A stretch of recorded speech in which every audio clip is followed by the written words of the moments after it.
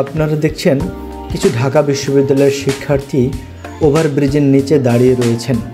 তারা মূলত রাজনৈতিক এজেন্ডা বাস্তবায়ন করার জন্য রাস্তার দুপাশে দাঁড়িয়েছেন। আমরা দেখছি এক পাশে রয়েছে অসংখ্য ছাত্র, অন্য পাশে রয়েছে অসংখ্য ছাত্রী। তারা কিন্তু সরকারি দলের রাজনীতির সাথে জড়িত, সেটা তাদের স্লোগান থেকেই আমরা বুঝতে পেরেছি। এবং তারা কোনো রাজনৈতিক নেতা আসার অপেক্ষায় তাকে অভিবাদন জানার জন্য অথবা শুভকামনা জানানোর জন্য, তাকে স্বাগত জানানোর জন্য তারা কিন্তু এখানে দাঁড়িয়ে রয়েছে এবং তারা কিন্তু এরকম রাজনীতির সাথে জড়িত। দর্শক, প্রত্যেকেরই বাবা মাই তাদেরকে বিশ্ববিদ্যালয় ক্যাম্পাসে পাঠিয়েছেন পড়াশোনা করে সুন্দর জীবন গড়ার জন্য, সুন্দর একটি ভবিষ্যৎ গড়ার জন্য। অনেক ক্ষেত্রেই আমরা এরকমটা দেখি যে বিশ্ববিদ্যালয়ে পড়াশোনা করতে গিয়ে রাজনীতির সাথে জড়িত হয়ে শিক্ষার্থীরা তাদের শিক্ষা জীবনের ব্যাঘাত ঘটায় এবং অনেক ক্ষেত্রে তাদের ইজ্জত আবরুরও সম্ভ্রমহানি হয়ে যায়। অনেকে মাদকাসক্ত হয়ে পড়ে, অনেকে টেন্ডারবাজি চাঁদাবাজির সাথে জড়িত হয়ে যায়।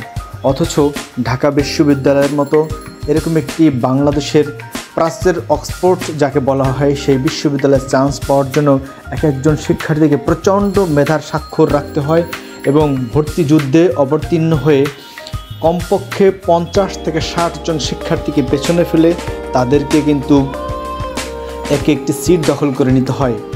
এই মেধাবী শিক্ষার্থীরা একটা পর্যায়ে ক্যাম্পাসে এসে রাজনীতির সাথে সম্পৃক্ত হয়ে তারা কিন্তু তাদের শিক্ষা জীবনের ব্যাঘাত ঘটিয়ে ফেলে। অনেক ক্ষেত্রে তারা তাদের আদর্শ থেকে দূরে সরে যায়, বরং রাজনৈতিক নেতাদের পেছনে ছুটে এবং তাদের জীবনটা অনেকে মাদকাসক্তও হয়ে যায়, অনেকের জীবনটা টেন্ডারবাজি চাঁদাবাজির সাথে সম্পৃক্ত হয়ে যায়, অনেকেই আবার খুন ধর্ষণ সহ নানা রকম অপরাধের সাথে নিজেকে সম্পৃক্ত করে ফেলে।